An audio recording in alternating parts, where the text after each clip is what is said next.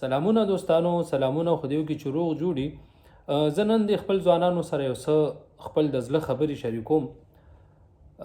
د یوټیوب د لارې زه غواړم چې ستاسو هر کمنټس ته او هر څه خبرې چې زه په هغه تاسو ته ویډیو وکړم. ځکه موږ هم چې کله په کلي وطنو نو د یورپ په اړه باندې زموږ ډېر زیات سوالونه مخې ته راتله، تر د خوراکه، تر د چای ډوډۍ، تر د غوښې پورې چې دا خلک هلته څه کوي که نه.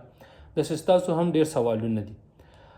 نو زه غواړم چې زموږ د ځوانانو په هر څه سوچ کې هغه ماله کمنټس وکړي، که مناسب وي زه به ورله کمنټ جواب ورکوم، که نه په هغه ویډیو جوړول غواړم.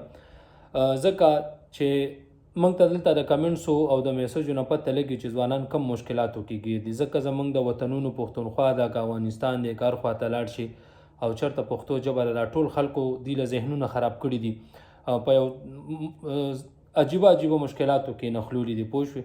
زموږ تاریخ او زموږ صفتونه او زموږ بادري او مثال دا ټول دروغ دربې راوړي دي، زموږ د ځوانانو ذهنونو کې اچولي دي او منځ کې بیا هېڅ هم نشته.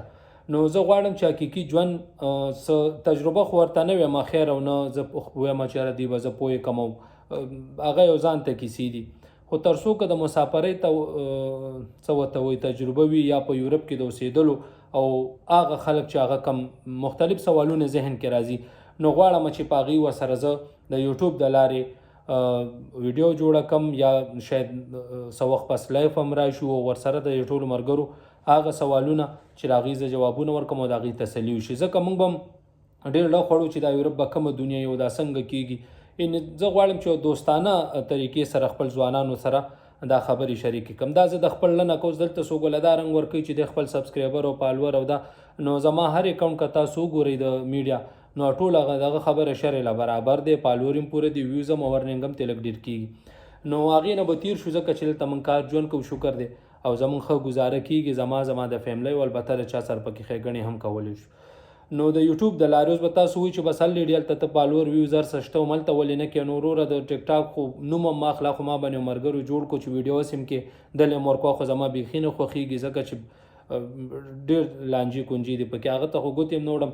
فیسبوک ته یې لږ ډېر ګزاره کوي، زه یې خوښوم هم فیسبوک، نو په هغه کار کوم. خو البته که زه مخامخ راځم او داسې یو د مسافرۍ او تجربه د خپل ځوانانو سره شریکول غواړم، نو به یوټیوب وي.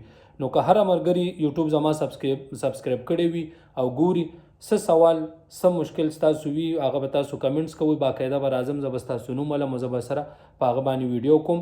داسې کله چې چوټي وي کلار به کور کې ناست یم او ښه په سکون به هغه باندې زه ویډیو کوم او تاسو به زه پویم. دکې به کاروباري ایډیا د ژوند تېرولو کېدی شي چې هلته ډېر دلته موږ ته وایي چې یاره هلته زموږ ژوند برابر دی، خو بس نه مې خوښېږي، بار ځم. دا ټول هغه مشکلات دي چې د دې ځای او د هغه ځای به خپلو کې سره اندازه اخلو، بیا به وایم چې دا داسې دي داغسې دي.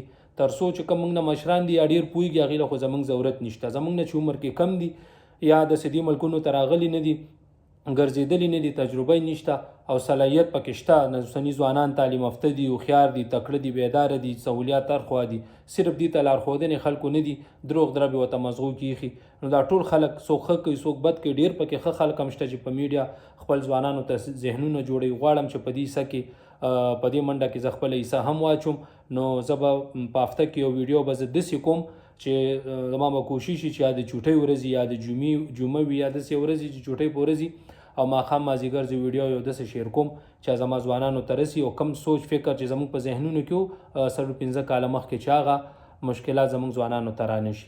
نو زه به کوشش کوم چې څومره ښې خبرې او ځوانانو ذهن جوړ کړم چې تر څو د خپل فیملی سره او زموږ غونته د بچو نه فیملی نه لرې نشي.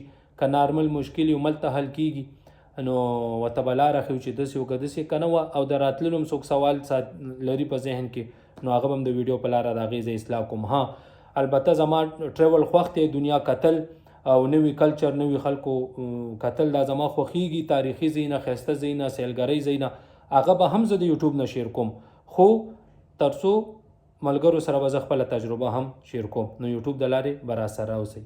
البته لایف به هم راځو په یوټیوب کې، کله کله به ګپ هم ولو. نو د خدای په امان د یوټیوب د لارې راسره اوسئ. انشاءالله د دې ځای تجربه د هر څه به سره زه شریکوم.